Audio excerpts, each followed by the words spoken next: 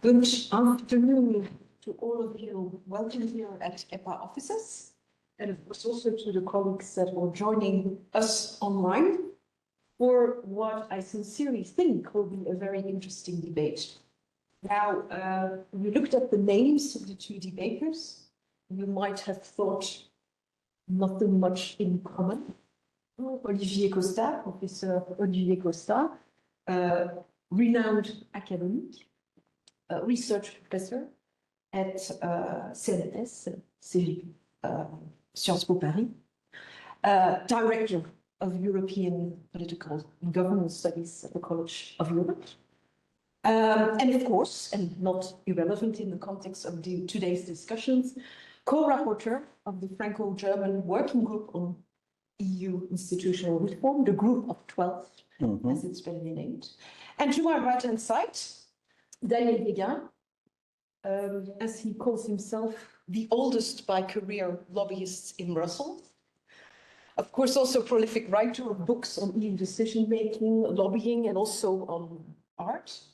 And in his latest book, European Lobbyist, not painting an overly optimistic picture of EU governance and lobbyists. But if you look a little bit closer, I think there are many features that the two gentlemen have in common. Pro-Europeans, for starters, driven by everything that is EU governance, better EU governance, institutional affairs, sharing a passion for writing, very much so, and always, I think, ready and open for a honest, open debate in the EU bubble and well beyond. So given, of course, the upcoming parliamentary elections, new policy cycle, key geopolitical developments, and the clear perspective of further EU enlargement, we thought it would be a good idea to invite both of them here to discuss short, mid-term, longer-term changes in governance of the EU. So both gentlemen will make a short introduction, evidently. But after that, your questions, be they online, be they here in the room, are more than welcome. I already see quite a number of them online. But Olivier, perhaps in the coming 5 to 10 minutes, I pass the floor to you to perhaps give us a little bit of an insight, especially on the work you have done as co-rapporteur in the Group of 12 and the perspective and recommendations you make in that report. The floor is yours. Thank you. Thank you very much for the invitation. A few words on that report of the Group of 12. This is an initiative that goes back to January 2023, taken by the two Secretary of State on European Affairs, Anna Lohrmann in Germany and Laurence Bohn in France. And basically that was a time of the Franco-German Council. And so we were, the 12 of us, invited to join a group of experts to brainstorm on the future of EU institutions. To be very true, at the very beginning, I was not very sure what was the status of that group. Is it just to show that something is happening during that Franco-German Council? As you know, the mood is maybe not optimal between France and Germany for a couple of years now. And at the same time, it was quite interesting and challenging. So we had a mandate that was quite open, think about reforming the institution in view of the new context created by the war in Ukraine, and the fact that enlargement will probably happen earlier than expected. Then if you want enlargement, you want maybe a reform of institutions, and especially you have to think back to a rule of law, because rule of law was not something very central in the negotiation for the previous enlargements.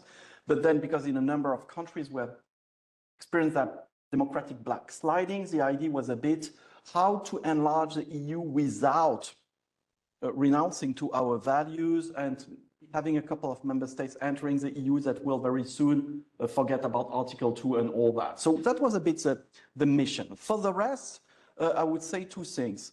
First of all, our group was very independent. We worked, the 12 of us, 6 French, 6 Germans, think tankers, university professors, people retired from EU institution, with no instruction, no secretariat from the ministries. We never reported back on what we were thinking to to the ministries. We just gave some information about the topics that were in discussion, and all the 12 were very independent people. Since we're not paid, this was also easier because we were just free to brainstorm and think about what we think is maybe useful. And then when the report was presented to the General Affairs Council in September, we sent it a couple of days before to the ministries, and they just discovered it. So it was really our report and not theirs. And this is why the report was not endorsed by the ministries. It has a very strange status here of something which is out of Franco-German initiative, but not a report by the government. And there is some misunderstanding here, but there is a lot of misunderstanding. Maybe we'll come back to that later. The second thing I would say is about the views we have developed within the group. Our point was to find some middle way between, let's say, what all editorialists are writing every day in the EU specialized newspapers, saying that no reform is possible, no enlargement is possible because people are very divided within the European Council, and Orbán will accept nothing, and so nothing is possible, basically. If you take things from a strictly rational point, I think it's smart to say that nothing is possible. But at the same time, you could have said the same things already in 1990, and every year since 1990. It's complex because it's not simple. There are tensions and division and so on. But we had 4 treaty reform. We had 4 waves of enlargement. So there is a possibility at some point to have a reform, even if it's unexpected. And we wanted to prepare for this one. But we wanted also to avoid the more ambitious federalist view of the European movement or AFCO, proposing to transform the EU in a federation or whatever. And we wanted to avoid the topics that are creating useless tensions. So in the report, there is nothing about the transnational list. There is nothing about a federation. There is nothing about the things that are creating tensions for nothing. And our point was to have a report that may be read by people, considered as a toolbox with a number of solutions, without creating unnecessary tensions among the 27. And so this is how we worked, and I think this was a smart choice, because since the report was released, I think it's pretty much the basis of discussion in many places, because it's a reasonable report. Thank you. Okay, thank you very much, Olivier. If I don't pick up the mic, people online can't hear me. I suppose we will have from the audience here or online evidently questions on maybe some more specific aspects and recommendations. If not, a couple of points to address, let's say. But I would say first over to Daniel. As I alluded to it already in your latest book, European Lobbyist, you have several chapters. One chapter is titled "There's Nothing Good in the Treaty of Lisbon."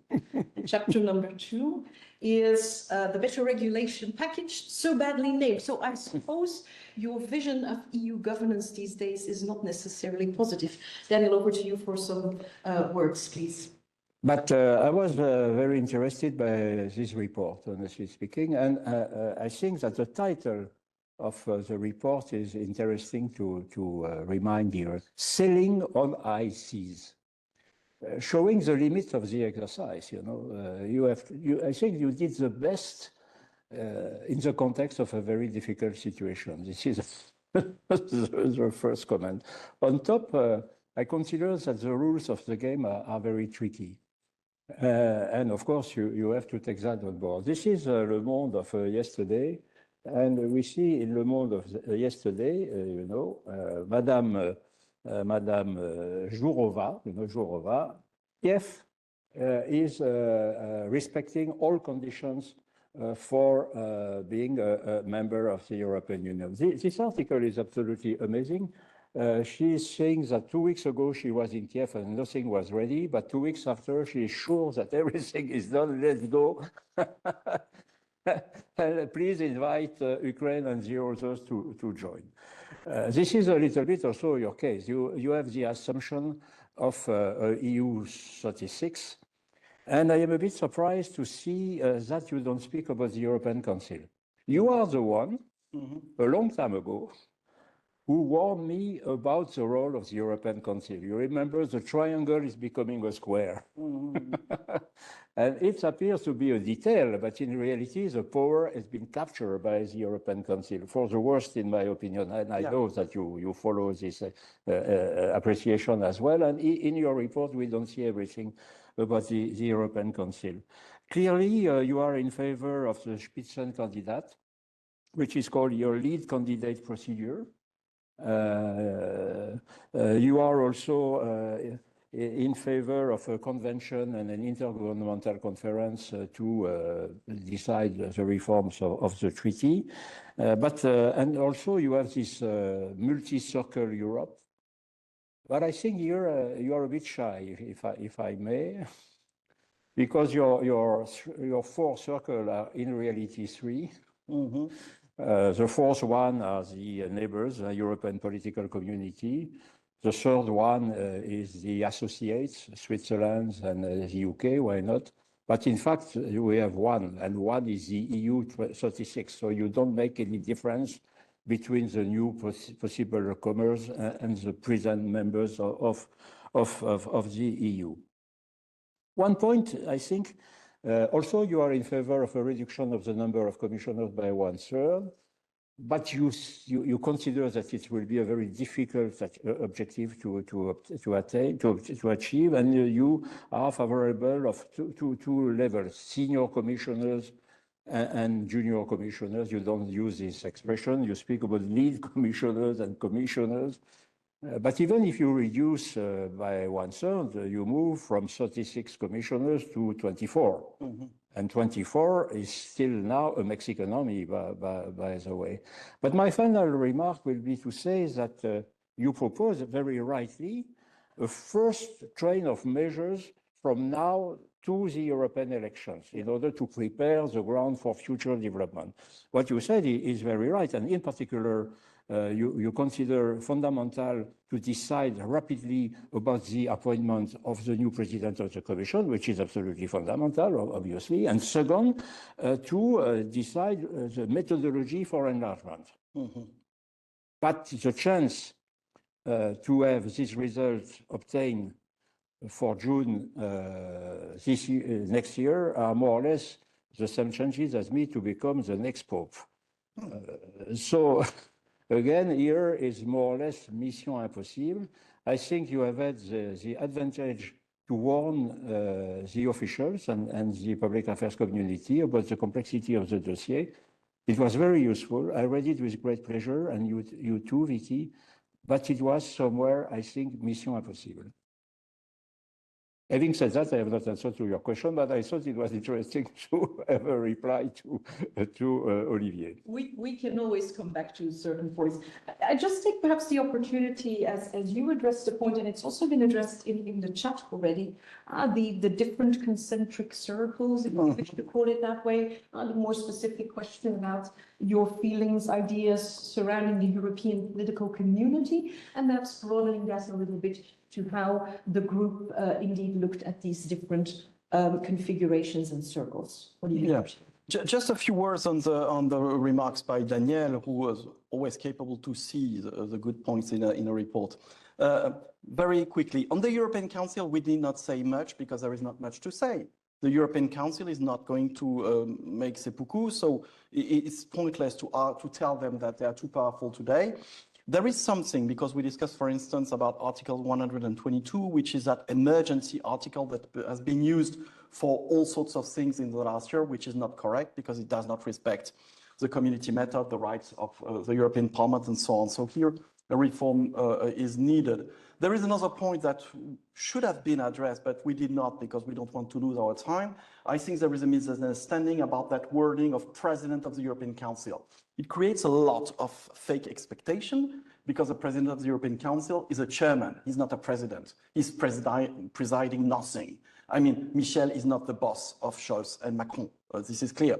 He's maybe representing the institution and there to organize meetings.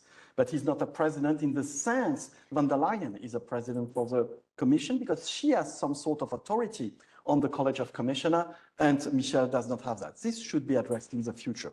On the Spitzenkandidaten, we are not in favor but we think this is going to happen. Political parties are organizing themselves in view of doing the Spitzenkandidaten, and as you rightly said, it's possibly going to be a mess after June 2024. Remember that von der Leyen only got the approval of the European Parliament by 7 voices. So if with the next election we have a bit more Eurosceptic MEPs in the European Parliament, I don't see how a candidate that would be not consensual in the EP would make it to get elected by the EP, because this is the wording used by the treaty. So I think we should not institutionalize the Spitzenkandidaten, but urgently find a political deal between the European Council and the European Parliament. How are we going to manage things, depending, and we propose several scenarios where the European Parliament is really backing someone or not, like was the case in 2019. And if this is the case, then the European Council should have the right to find someone else. But if there is no agreement on that, there is a very high risk of the candidate of the UCO being voted down by the European Parliament, and then what? I don't know. We will open a sequence of institutional conflict which is not useful. On the convention, I think it would be the best, but it's quite unlikely. And clearly the European Council in December will not back that. I think that then it's a question, it's challenging. Should we or should we not start a big discussion within the society about enlargement and the reform of the treaty? Some say no, some say yes. I think it's a very dangerous game to play, to say, no, citizens shouldn't be aware of that and should not be told about that. We're going to organize the enlargement in the back, put all the treaty reform in the Treaty of Accession, and then it's done. I think it's super dangerous, because if the only one who speak about enlargement are basically the extreme left and the extreme right, then people will be informed that enlargement is just a disaster, it will create World War III or whatever, cost a ton of money. I think reasonable people should communicate towards the citizen and explain what are the challenges from an economic standpoint, institutional, geopolitical, whatever, and explain that no one is maybe super happy with the enlargement, but the world has changed and this is maybe our best option today. On Commission members, yes, this is an issue. It's very unlikely that the European Council will accept to come back to the treaty and that rule of the 2/3. So the junior and senior commissioner, I think, is the best option. You just cut the number of portfolio by half in an EU27. That would be 13 portfolio plus the president, with a team of 2 for each portfolio. Sounds to me more efficient than the current situation, with people fighting for the same file and fake portfolio. On the methodology of enlargement, you're totally right, Daniel. We had a reform of the system 2020, but it's very vague.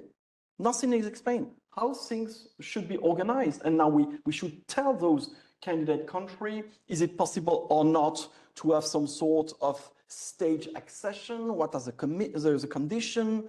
That clause of reversibility, which was asked by the French authority, how does it work? We need to clarify all that as soon as possible. And finally, Vicky, for your question on concentric circles. We think that the EU is already built in concentric circles. European political community, then all the associate members of the EU, like Norway, Switzerland, UK in a way, the microstates and so on, or even Turkey, which is in a customs union with the EU, then the 27, and then within the 27, the Euro guys, the Schengen guys, reinforced cooperation people. So I think some clarification would be very useful, and it will maybe ease the process of enlargement and negotiation of a new treaty. For instance, if Mr. Orbán is really not satisfied with the idea of reforming the treaty and or going to the enlargement, is it acceptable that one leader among 27 is blocking everything for 10 or 20 years? I don't think so. So maybe Orbán could be asked, if you just want to have the single market, move to the third circle, the circle of the associate members, and then you will not have to pay that much, and you will be not forced to do this and that. So some flexibility is certainly needed, because the doxa that has been existing since the very beginning, that we all do at unanimity, the all of us, I think at 27, it cannot work anymore. Otherwise, it will delay forever any progress of European integration. Yes, we have one additional question online, but then I would also like to invite people here in the room, of course, to raise questions. I see already some people having them in mind. It's a continuation a little bit on the enlargement, and I think you partially answered the question, Olivier. What will be the impact if in the elections we see a turn towards the right in terms of political ideologies? What will be the impact on enlargement? And there's another factor here that is brought to the table: enlargement and the budgetary repercussions. So maybe if you wish to go a little bit into that, also Daniel, of course, if you wish to comment, please go ahead. Yeah, we're democrats, so we need to accept the decision by citizens. If people vote massively for the right in the European Parliament elections, if the EPP decides to work mainly with ECR and take a quite anti-enlargement stance, this is it. I mean, we have to accept that.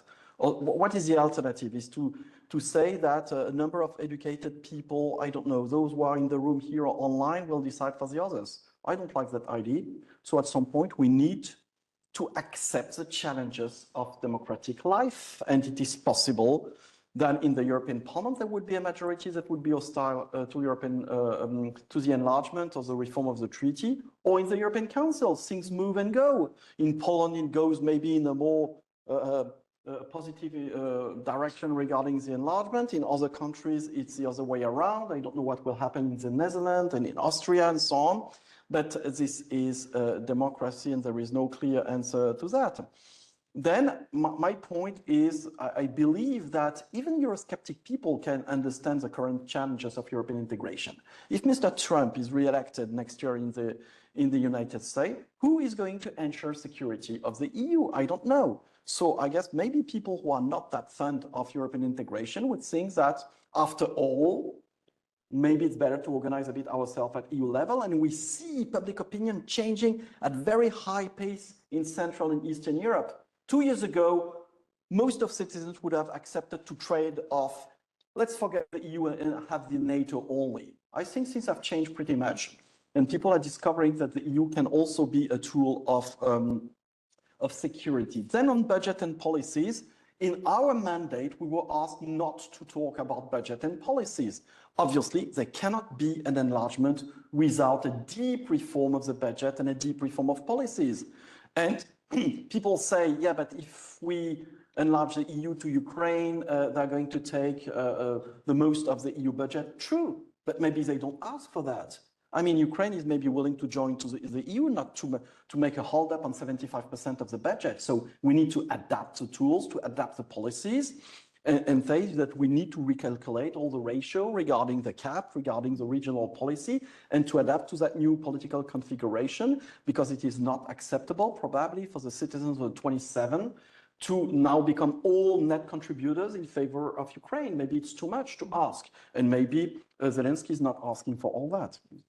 Daniel, go ahead. Well, to consider that the next European election will turn to the right is not necessarily true. I think that the next European election will move to the extremes, extreme right and extreme left. Well, for me, this is not necessarily a drama, because we have many examples that when extremists or people not in the mainstream are elected, they change their position. And this is particularly the case in Italy, for instance, with Madame Meloni, and we can imagine the same if something similar happens in France. So we see clearly that now, in the case of a massive development of extremes in the European Parliament, the members of the Eurozone in particular will not ask to leave the Euro, and so they will, I think, fight for new policies, certainly, but also for new decision-making processes. This gives me the opportunity to answer now to your question. And we see here that it was not the mission that you have been asked to, but I think we have to consider a major reform of the governance of the European Union. So I will be very short, because, but what do we have? I think that first, the role of the European Council. Well, the European Council is going far over its institutional power. They are supposed to guide and to impulse, and there it is, they decide everything, which is a disaster also in a way that the Council is working on without Sherpa, just the Prime Minister. So we have had explanation about that with Ambassador Schuster-Schitz, and this certainly cannot stay forever. We have, of course, and this is our interest, Vicky, the problem of execution measures. Delegated acts, so obscure, black box, implementing act, all that, you know. This is totally semi-anti-democratic, but extremely complex and not accessible to the majority of people. The trilogues. Essentially, the last phase of the trilogues were the ratification, automatic ratification by the Council, and de facto automatic ratification with the Parliament have certainly to be reconsidered. And we have these impact assessments, which are very important, and the fact that the impact assessments are published in parallel the same day, simultaneous with the publication of the given draft piece of legislation, which is the negation of the role of impact assessment, by the way. And finally, better regulation. I think it is appropriate now to ask for a reopening of the better regulation package, which to a very limited extent is better, 5% better, 95% worse. And I think we have to reopen this because the better regulation package offers too many margins of interpretation to the Commission. And this is a problem. The may, we shall, and may and shall, or this, you know, there is ever a way to do something because the situation was supposing to ask for this situation. And we have to push for an administrative code, which will oblige the Commission to respect the decision-making processes fully. Lots of new ideas, new concepts. I'm quite sure there are perhaps at this stage already some questions, comments, either points raised by Professor Costa or by... And in the chat, you have something? There are a number of questions still in the chat, but I also would like to involve the room right here. And I see there is a raised hand. If you could just stand up for a second, if you will, briefly introduce yourself, and then, of course, I have to remind here that we are not under Chatham House rules, so we can speak openly.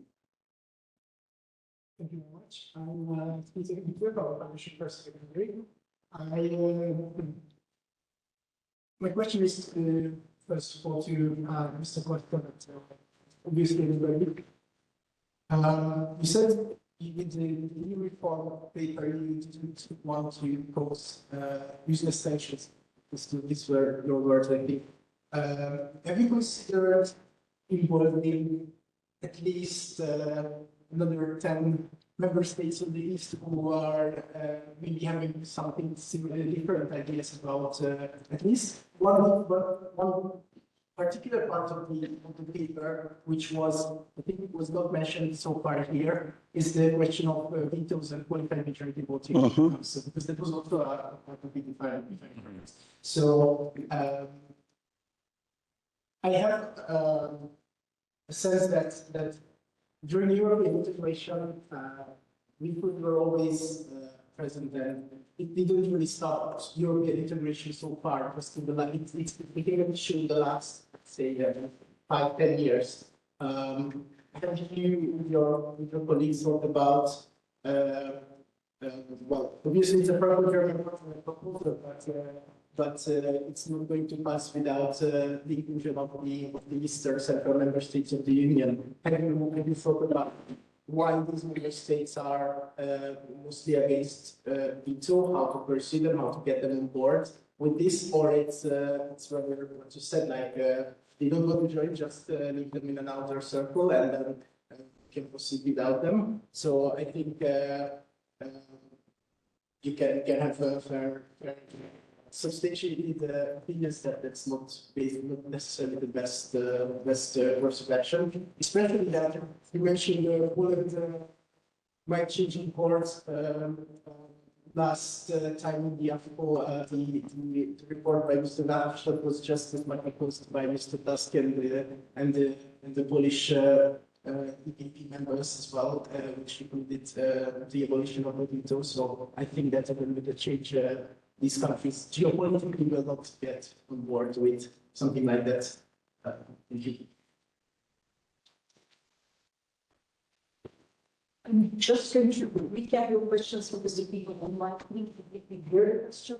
So allow me, before giving the floor to Olivier Costa, I think the point was raised that is, of course, was the result of the report of a Franco-German working group. I think you were raising the point of the involvement evidently of countries more interested in Eastern, evidently Europe, and linked to that, I think you're also interested in seeing the views of veto versus qualified majority discussions. I think highlighted also in the report, and so far not addressed yet. So Olivier, please. Thank you. Thank you very much for that very interesting question. This was part of the misunderstanding in the reception of the report. People were saying, yeah, why the French and the German? Because they decided to do it. I mean, it's not the Commission who asked the French and the German to brainstorm about the future of the EU.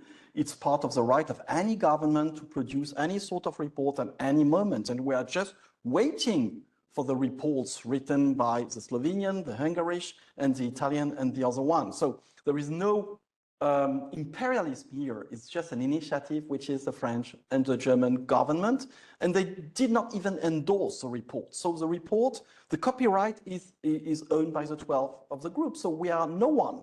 It's just a contribution in a public debate, like you can write a column in Euractiv tomorrow morning. And so there is nothing, I would say, aggressive in the fact that we try to think. It's just we try to contribute to a debate. Meanwhile, while writing that report, we organized a large number of hearings with people coming from all over Europe, experts, politicians, practitioners. We did not put a list in the report because some of those people didn't want to be mentioned, and there were some very top-level people. And the point for us was just to get some feedback on some ideas in a view that we were not writing to save the French and German interests, but to try to establish a proposal that would be acceptable for the 27. And some elements that are contained in the report are quite going against the interest of the French and the German. For instance, we propose to move qualified majority voting from 65% of the population and 55% of the members to 60% of the population and 60% of the members.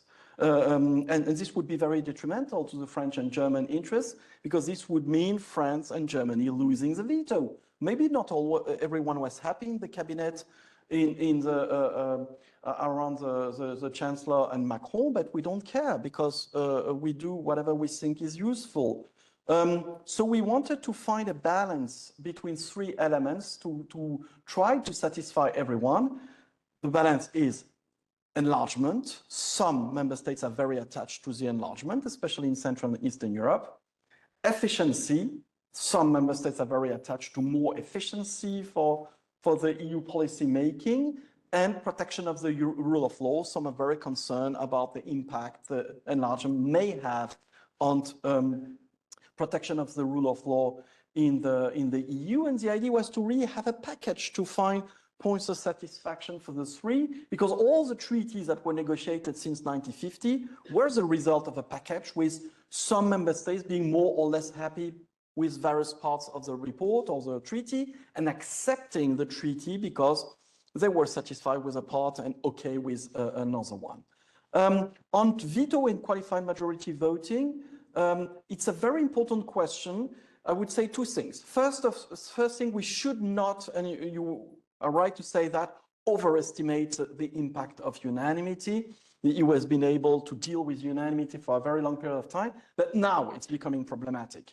If, for instance, during the next EU summit, the Austrian and the Hungarian make a full veto to any further discussion on enlargement and treaty reform, we are in a difficult situation, because the other ones do not share the view that it's possible to wait for another 10 years. So maybe we need to find a way, certainly not for treaty reform, this will always be at unanimity, but for other things, we need to move towards more qualified majority voting to avoid having vetoes on things that are maybe not that important. But then we need certainly a more subtle approach, because maybe the situation where we only have qualified majority voting or unanimity, it's oversimple. We need maybe something else. We made some proposals. The AFCO report is making some proposal with a double majority of 75 and 75. We need to be creative. Unanimity -1 or -2, things like that, to have a whole range of tools of decision making adapted to the type of decision that needs to be taken. About the 4 circles, the point is not to kick out a country in a circle and say go up. It's for each country to get in the circle where the country is happy. If Mr. Orban was saying every morning that the EU is a dictator, that is even worse than Soviet Union, etc., if he's not happy in the EU, Article 50, free to leave and go in another circle. I mean, it's very simple. It's like being in a collocation in Brussels when you're a student and you say, I'm trapped here, it's a prison. No, get your suitcase, leave and find another place. This is how life is. And the other way for countries who want to join.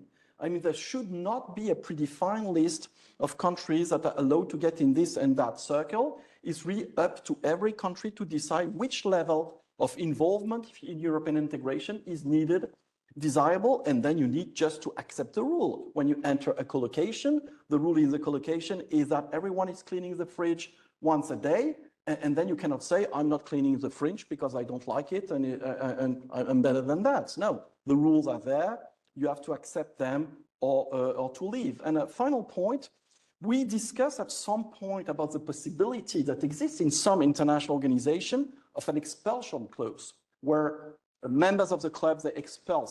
We didn't want to do that because our belief is that European integration is not only a matter for member states, but for citizens. As a French citizen, if Marine Le Pen is elected president in 2027, if she makes a couple of funny statements in the European Council, I would feel very bad as a French citizen to be expelled from the EU because of what she did. So I think it's the same for all the citizens in the EU. We should not go up to something which is that violent as an expulsion clause, but just maybe ask a question at some point to a leader, stop complaining, what do you want, in or out? We have in the chat a question for me on European political community. So I will take the opportunity of the question to comment on the 4 circles. The 4 circle is an old idea. The 2 circles, the 3 circles coming from the law. What is amazing for me is that any time I have had an appointment with a high political leader, I have asked this question of the double circle and asked to organize a task force of lawyers specialized in order to see how practically this can work. As far as I know, but perhaps you know more than I know, no task force has ever been organized around that, which is a great pity. So we are very much in something virtual here. It's a great pity. My personal understanding of the 4 circle is the following. First of all, the circle number 1 is a federalist circle somewhere. So member of the Eurozone, Schengen, with the ambition to be further integrated. The second circle are the rest of the EU, so potentially the 30 plus or the 36. The third circle very clearly is or are the associates, UK, Switzerland, some others. But the 4th circle for me is something very specific. It's not at all the European political community, which is a very vague concept, very diplomatic. I think that the 1st circle is absolutely fundamental, and it's a circle for me for the development of Maghreb and Africa. The Mediterranean ring with massive financial assistance in order to avoid the immigration flow. So this 4th circle is, in my opinion, very, very key. And here again, Olivier, we are unfortunately absolutely nowhere. We were somewhere with the Barcelona conference at one moment, to which I have participated, but now it's something forgotten. Looking at the audience here. Maybe just a word on the EPC. I think Daniel is really right to underline that story of the 4th circle. Obviously, the European political communities, as it stands, is not up to the challenge. And we have seen during the last meeting in Granada that nothing happened. So, but the idea is new. Goes back to the discourse of Macron, 9th of May 2022. We had a meeting in Prague, one in Chisinau, and one now in Granada. But the idea is really that it's a good idea to have a very large forum for all countries in Europe except Russia and Belarus, until they become democratic countries, to be able just to discuss, like in the G7 or G20, about common challenges. But where you're right also is that idea of moving that to the south, because we cannot continue with that very artificial division of geography and saying, I mean, Latin America is a continent, North America is a continent, Europe is not a continent. The European peninsula of Asia, very much connected to Africa through the Maghreb, and maybe when you are in Spain or in Malta, you have more connection with Tunisia and Morocco than with Bulgaria or the Baltic countries. So maybe it does not make sense to just stop here. And one point that we discussed in the group, but we did not elaborate on that because we also had to keep everything short, was to include the countries of the Maghreb in that discussion because it's the same zone. And if we think that European political community is just a place to talk about common challenges, and it can be in terms of security, in business, energy, migration, whatever, it's an empty box. We could plenty of things. It's clear that the countries of the southern bank of the Mediterranean needs to be included at some point. There were lots of questions already, I think, on enlargement, political dimension of the EU. There is that second chapter, perhaps in more short-term governance-related matters that perhaps, I'm saying perhaps, could be addressed in a different way and at a shorter term at least. So I just want to see also here in the room if there are perhaps any other questions related to the more, I would say, political, geopolitical dimensions, enlargements, and so on. Then we'll take that first before we move to the second part of the discussions, perhaps. I see you as well at the back. Hey, my name is Jacobo, and just want to go back to the devil's advocate. Imagine I'm in favor and I'm completely convinced, right? The reason I think is I think of unanimity as a goal. I think of unanimity. We have to reach always unanimity to take decisions on how we will build the future of the EU. And I think not reaching unanimity, that a veto negatively. But one of the first I think it is actually the actual fate of the whole system. If we are not all working together, for instance, moving on as 7, then it would just simply be failing to achieve the common space that we have so long ago initially designed or based. So the premise of okay, this is where we want to go, we want to like it, back and be. I don't really see as a very we're a family idea or we're a home group or a club or a private club. Yeah. I think that sometimes we try to see anything as a problem. It should be the goal. So having said that statement, I would like to see what will be wrong with that statement.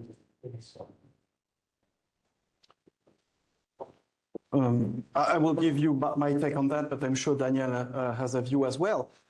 You could say, by principle, unanimity is a better measure of the general will than majority, because when you take a decision, majority of always people in the minority were unhappy. Why not?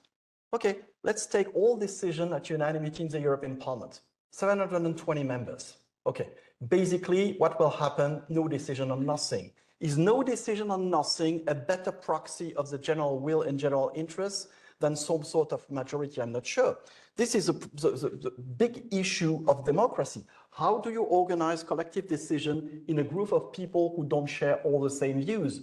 And there is nothing magical about majority. And clearly, simple majority cannot apply to the functioning of the EU because the positions are too fragmented, the society is too compound. But unanimity is not a solution either, because at some point it becomes too constraining. And the only solution when you have unanimity of everything is no decision at all. But the world is changing. We have challenges, we have wars, we have competition with other blocs. Can the EU wait until an endless time to have a strategy regarding the digital position towards China, what to do with energy, etc., policy towards Africa? I'm not sure.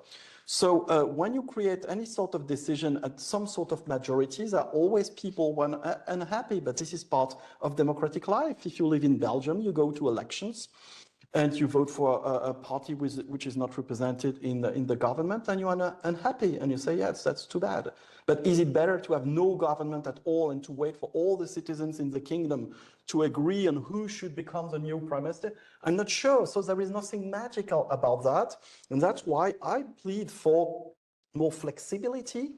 For some decision, unanimity is needed. For instance, if one day the EU goes to war, this should be unanimity, because qualified majority would be dysfunctional. You have a meeting of the European Council, you decide on going to war, qualified majority voting, and they will have out of the room 3, 4, 5 leaders going to the press and saying, this is an absolute scandal, I was forced to do something I don't want to do. So the same when you have a new treaty, the same when you go for an enlargement. But we really need unanimity for the 20% of the decision that today are still taken with unanimity in so many policy fields? I'm not sure.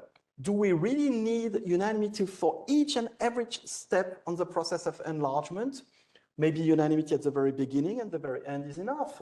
And in the between, the 12 or 15 decisions that are needed to go to organize the enlargement, we don't need unanimity, and qualified majority voting would be enough. Let me, just for the fun,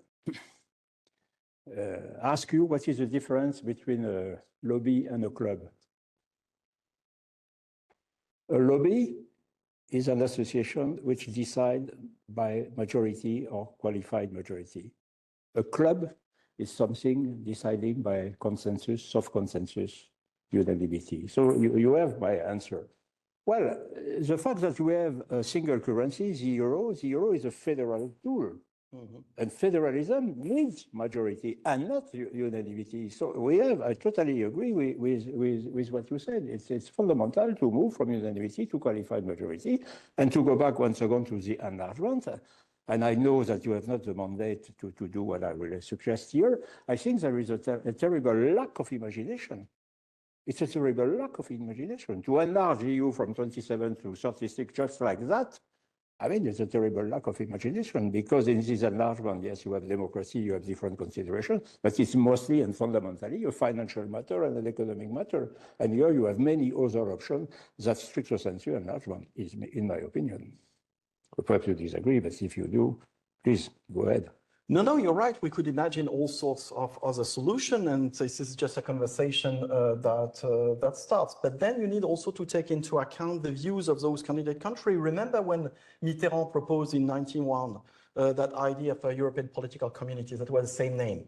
He was saying basically, it's not realistic to do the enlargement of the EU to Central and Eastern Europe. Let's create something else, a European political community, to put everyone under the same roof. And everyone cried at him, because people in Central and Eastern Europe felt insulted and betrayed, and saying, we don't want that. We don't want to be second-class members, so we want to be full members. So at some time, you need also to take that into account, the fact that people may have a wrong perception of that. And our story of the 4 circles was not very well received in Central and Eastern Europe, because they thought that it was some sort of invitation for those countries to stay in the 3rd circle and not the 2nd. Yeah. We have, I think, one short question before we move on. Earlier on, you made a statement, Sharon Foster. Earlier on, you made a statement that, well, the elections could result in a being very strong, like it's not conservative to accept it. Do we have to accept it if people have been elected on the basis of lies? Does that give a strong basis for good governance? And have we got that in the context of the everyone here from British? I think it's a very, very serious issue in the referendum. It's a very serious issue as we move forward. The lies in the propaganda are not backed up by this issue. The question is for you. Huh? Yeah, but I'm sure you have things to say. I think it's a crucial question. And I think that democracy all around the world is challenged by external influences. The election of Trump initially was not by mistake. The movement of the Gilets jaunes in France was not by mistake. And we all know that some extreme left and extreme right parties are fueled by external powers, and this is very detrimental to the quality of the democratic debate. No simple solution here. I cannot imagine creating an agency that would decide that this is right and this is wrong. I mean, it's a matter of education, it's a matter of adaptation, it's a matter of mobilization of the media, and it's a matter of making the right strategic choices. Then regarding enlargement and the treaty reform, that's why I'm against the idea that things should be organized only by the leaders of the 27 in the back of the citizens. This will backlash. So I think that citizens are overall reasonable people at the end of the day. So you can always say, so most people are uneducated, stupid, and not informed. You could say, you don't say that. You could say that. And I'm not very confident in the average level of, let's say, civic capacity of a citizen. But we have no other choice because there is no better solution than this one. So we need to believe that democracy works. We need to believe that citizens are smart enough to understand things. And we need to start a big conversation in the society at the occasion of next European election on enlargement, treaty reform, etc. And people can understand all the challenges Daniel was mentioning. It's not only about the 27 being super nice with Zelensky. It's about what are the interests of the 27 in geopolitical terms regarding energy, regarding market, regarding growth, regarding finding or keeping our place at global level. And at the end of the day, have that discussion can come to the conclusion that EU is stronger with Ukraine than without, or that it's maybe safer to be in Brussels here with the Russian at the external border of Ukraine than at the external border of Poland. So I think it's a matter of taking seriously democracy and playing the democratic game and to have that contradictory discussion. And there will always be fake news and fake information, that always been. And so we need to do that, and we need to fight against external influence, as we have seen in the European Parliament, by taking that very seriously. I don't think that EU institutions are taking that seriously enough, having new rules regarding transparency, probity, fight against corruption, in order to allow our democracies to work in a sound way. But the problem is that you have pro-European and anti-European. The anti-European are criticizing everything, right or wrong, fake or not. But what about the pro-European? I mean, the pro-European are very static. They are generally very mainstream. They agree on the system and they never challenge anything. And this is the problem. What I see the Federalists, I was a member of the Federalist movement in the past, but I resigned because they were doing nothing. You know, they were just accompanying the political system of the EU. And I think, and this is the theme of my book, you can be a pro-European critical. And I think it's very fundamental to try to mobilize about the need to improve the governance of the EU and to make it more democratic, by the way, and more citizen-oriented. To move the discussion a little bit, I've many people here, as well as people online, are in one way or another, of course, exposed in their personal life or in their professional life to decision making. They probably have observations as to what works and what doesn't work. So I'd like to jump on something, Daniel, you referred to earlier on in your introductory statements that you've also just highlighted in one way or another, Costa. Daniel, you mentioned the need for a code of administrative law, an administrative code, let's call it that way, to guarantee, if I understood correctly, more clarity, more coherence in decision-making, and perhaps also more transparency. Olivier, also in the report of the Group of 12, and as you just mentioned, you are pleading, or you are suggesting, if I can put it that way, for the creation of an office for transparency and probity. So I think that there seems to be a link there, and I would like to have both of your views as to how that could be contrasted, the office, the administrative code, and how tangibly we could move forward in a relatively short term or not. This is a second edition of my book, Lobbyist. I get in the second edition, I get rid of the historic part to make to enter directly in the present topics, and I added a chapter on better regulation. The title of the chapter is the Better Regulation Package, so badly named. I must say that I spent, and Vicky assists me a lot, and some others, to be very precise in this chapter, to avoid mistakes and to be legally extremely precise.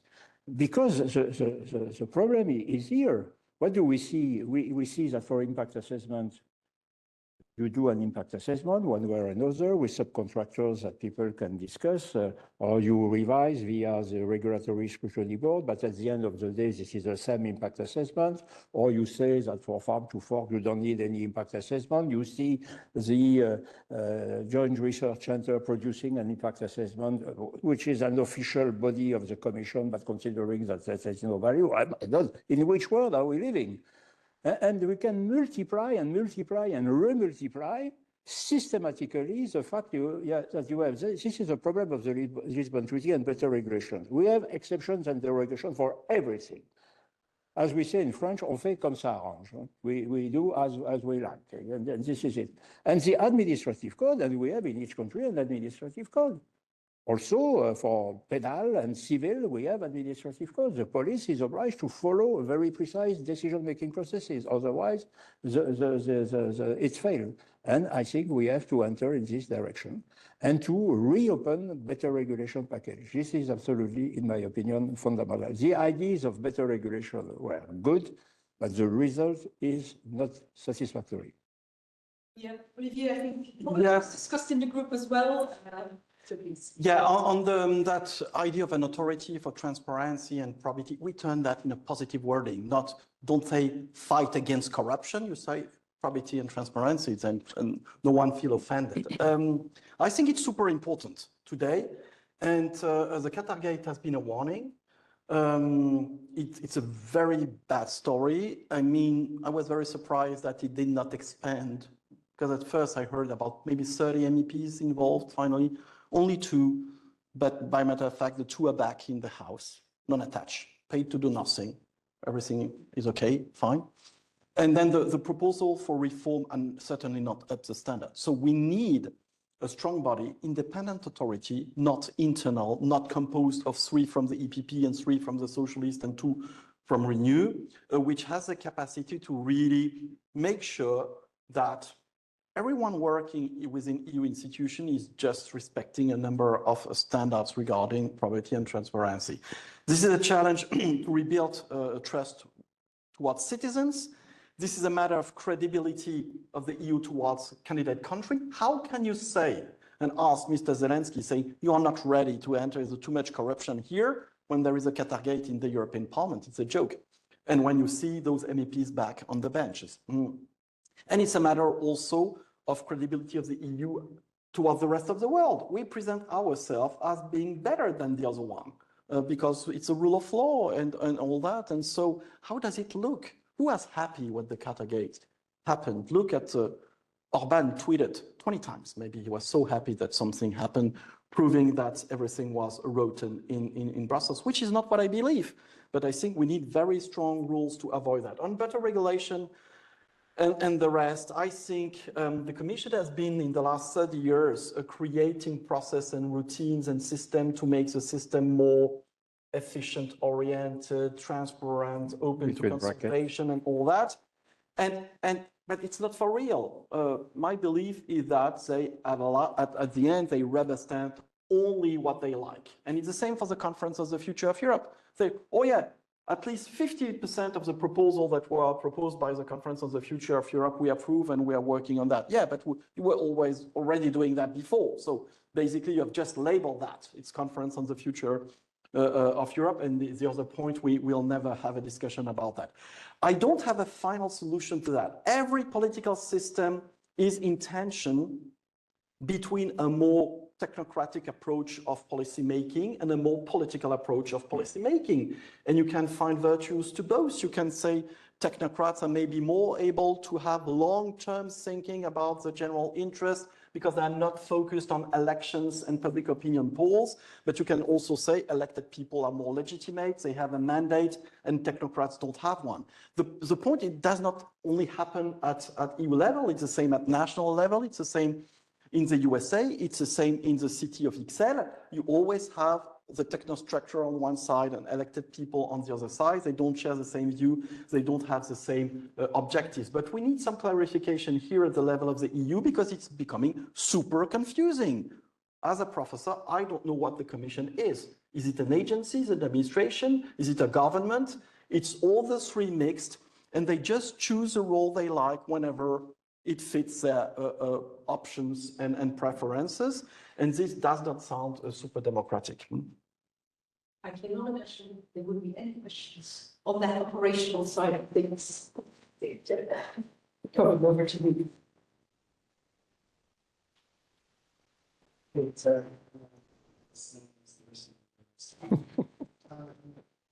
obviously better regulation, it's meant to prevent corruption. There's a lot of fear about corruption.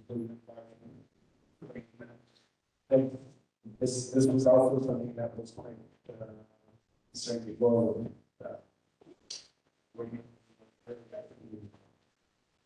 I'm less concerned about corruption now than competence. In particular, we have a regulatory structure that is complex. You can have quite a few competent people using the system to govern the system to not do things or not do things that they need to do.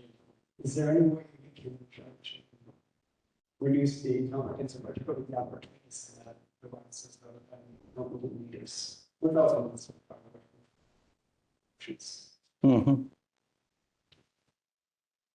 This is nearly a philosophical question. What kind of political system do we want for the EU? As it stands, I see the EU as a mix between what we had in the beginning, the 1950s, with that very bizarre arrangement with the Commission being an agency at the middle of everything, a parliament just for the decorum, and a council just to check a bit on what they were doing. System that has followed two trends that are contradictory, which makes it even more confusing. Parliamentarization with the rise of the power of the European Parliament on the one hand, and the Commission becoming more like a government, and intergovernmentalization with the rise of power of the Council in the late 60s and the European Council. And today we have that system, which is a very bizarre one, which has three logical, still the community method with the Commission, that very strange organ doing the evidence-based policy and the better regulation strategy and all that. The Parliament trying to influence all that and doing the Spitzenkandidat and then saying now everything is political, etc., etc. The Commission becoming more like a government with the President needing to be elected by the Parliament and have a majority here, and the European Council deciding on everything. My belief is that it's impossible to change the nature of the EU, because if you try to move it in one direction, you will break the system because you will lose part of the confidence of the players. Members of the European Council are not ready to make a system fully parliamentary. The European Parliament will fight if the European Council tries to do too much on the intergovernmental side. And the Commission has plenty of way to resist if it goes too much in the direction of parliamentarization or intergovernmentalization. This is why we have to be against the right of initiative for the European Parliament. That is one point, something we did not include in the report, the right of initiative of the European Parliament, but for another reason. I think it's symbolic, because in a modern democracy, the Parliament does not write the law. It's not the case in France, it's not the case in Germany. Even in the USA, which is supposed to be like that, they just draft things that are being drafted by the presidential team. The point is more symbolic, and maybe the European Parliament could do that. But then if you allow the European Parliament to draft legislation, what about the Council? Yes, I agree. If the Council has the possibility to draft legislation, then to destabilize totally the yes, they have the possibility to de-Europeanize big policies and launch an initiative to stop the regulation of this and that. So I don't think it's a good idea. So our starting point of our report was to acknowledge the system as it is, and saying that any major attempt to transform the system will probably come to a deadlock. And what is remarkable in the EU, you can describe the EU as being in full crisis for the last 20 years. It still works. Policies are run, decisions are taken. There is sometimes a veto here or there, but we never had a situation like in the USA where there is a shutdown of something, no more policies or no more budget or no more decisions. And I think this is very precious. So we need to keep the system as it is, even if from an intellectual standpoint, it's not very satisfactory not to know what the system is about and having so many players that are capable to veto everything. Further questions? There are some online. Please, first. Yeah, to this one comment, but Daniel, I'm going to challenge you on what you said in impact assessment. You know, I'm actually in favor of them, but I'm going to defend the green point of view. We just had the Green Deal adopted, and I think the stories are right about Diederik Samson, the chef de cabinet of Timmermans, overruling everybody in the impact assessment to put through policies. Jesse Klaver, who is the Dutch Green leader, wrote a book about it. And he said it's the opposition to the economization of society. He says if we, as a democratic decision, decide, look, we want to put this folder underwater, which is literally the example that he gave. But socioeconomically speaking, this is not worth it. This should not stop us from doing it because this is democracy. Yeah. And so you could have an impact assessment that says this policy is actually not desirable, but you have a democratic decision that says this is desirable. How do you resolve that in the current system? I agree with you, how Diederik Samson acted is not how we want it. Me personally, I'm not a great fan of impact assessment. I think that the political level has to take their responsibility and they have to decide what they think good to decide first.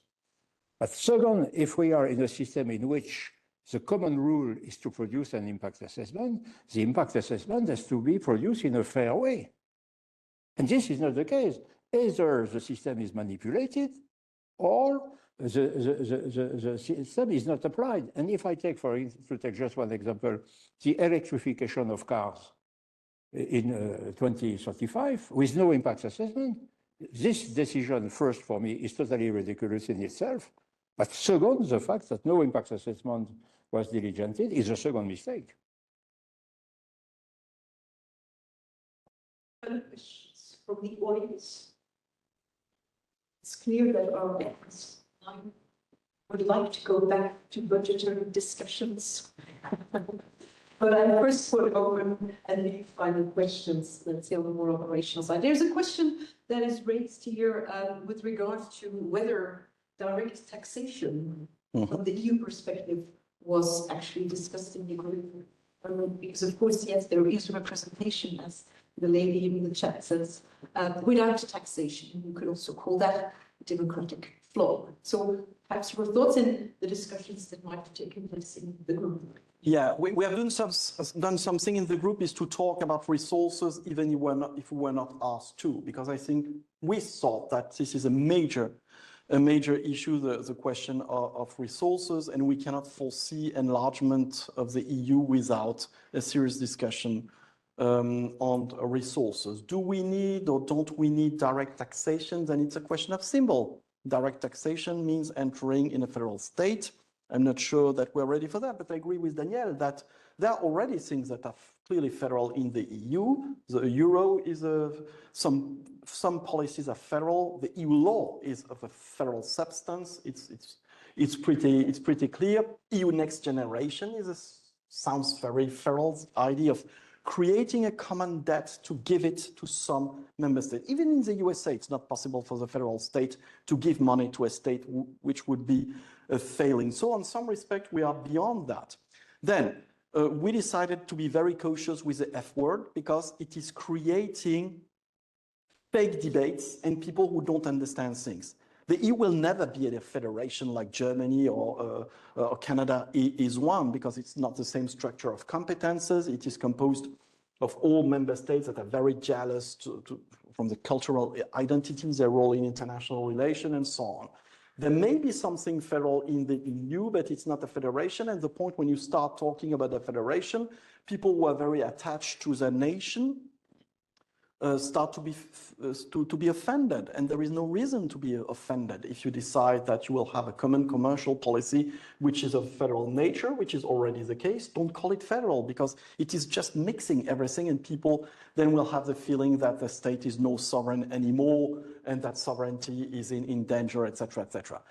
On budget, nevertheless, I think it's impossible to continue seriously with European integration with a budget of 1% of the GDP. It's just not possible. We cannot foresee a real industrial policy, a real defense policy, a real policy for digital with a budget of 1%, especially in that 1%, 1/3 is taken for agriculture and another third for regional policy. It cannot work.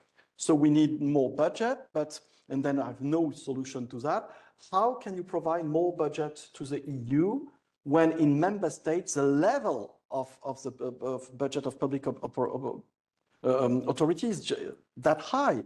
So the percentage of the GDP which is given in a way or managed by public authorities in the EU member states is between 45 and 57%. This is huge. You cannot add another 3% to that. Take a country like Belgium, where people are already harassed by taxes. I mean, not the super rich people, but all the other one. Can you ask those people to pay another tax for the EU? It's not possible, which means that you can only have more budget for the EU if you have a bit less budget for the member states. But who may decide that? National leaders. So there is no solution, because you cannot ask national leaders who are winning election with public spending to agree to reduce the capacity to spend public funds and then to win elections. I think that the EU is killing itself by an excessive bureaucratization. I'm not a great fan of Mr. Macron, but one of the very few very interesting decisions he was at the origin of is the famous recovery plan and the 750 billion euros. This was, I think, a great decision, and certainly Mr. Macron is at the origin. He has convinced Madame Merkel and so on. But this amount was a very great way to counterbalance the IRA in the US, which has followed some months or some years after. And what do we see? We see that the spending, the allocation of these funds at national level is frozen. It's frozen for bureaucratic reasons. I think you were supposed to do that, and you didn't do that. You were supposed to have retirement skill at 65, and it's only 64. You have a bad pupil, so no funds. Oh my goodness, this is ridiculous. This is no way. So this project, which was very good, very dynamic, very European-driven, has been killed by bureaucratization. Terrible. Time flies. We've been debating almost an hour and a quarter in the meantime. Unless there are pressing questions from the audience here, not online, we've covered most of them. I perhaps would like to ask perhaps a classical final question to the both of you. From your perspective, Olivier Costa, the top three of things that would be most important to address. And the same thing for you. I have only a top one. I think it is just time to brainstorm about what to do, because if nobody does it, and if by mistake the political conditions are finally met to have a reform or organize things and no one has prepared something, nothing will happen.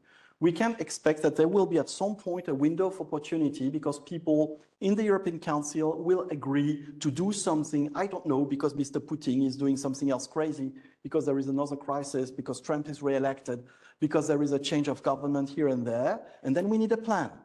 And the point is that we have no plan. There are plenty of things that are a bit in the gas. We were talking about the strategy for enlargement. This is not prepared.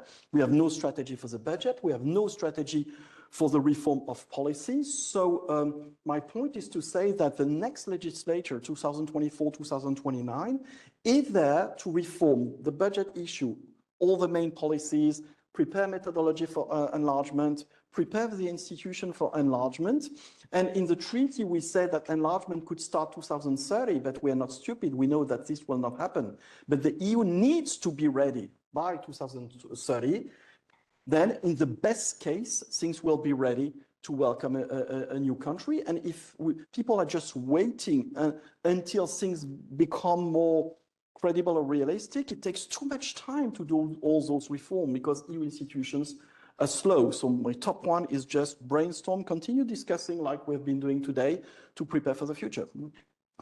Just to be 1 second provocative at the end of this interesting debate, I think that it will be fundamental for the political leaders to have a better management in human resources at Commission level. It's for me amazing to see that Madame von der Leyen is ignoring totally her core business. The core business of Madame von der Leyen is the internal market. This is the fundamental role of the Commission. And now she is a star, traveling with no mandate, discussing disaster. The second key element for me is the absolute urgent need to go to simplification, to simplify, to make things simpler, and in particular, all the draft legislation, regulations, decisions. Under the good old days, a draft directive was 15 pages long, now it's 150, you know, so it's so full. And the final one, and Vicky, you will not be surprised, but the last one is we have to ask the Commission to become not a good communicator, we can forget good, but at least a communicator. And I think that all in all, despite all these critics, we remain, most of us here, in at least the three of us here, pure pro-European. Despite this awful communication of the Commission, so we ask urgently for a European communicator. I would like this session, first and foremost, thank you, Professor Costa, for joining us here, sharing your outspoken views. So what I sometimes call the atypical academic, very outspoken, straight to the point. So very much appreciated. Thank you. Thank you, Daniel, also for your always as well open, outspoken views. Thank you to the audience for joining us, for the questions, the interrogations, and of course also the colleagues online. Hope you found this an interesting debate, fruitful.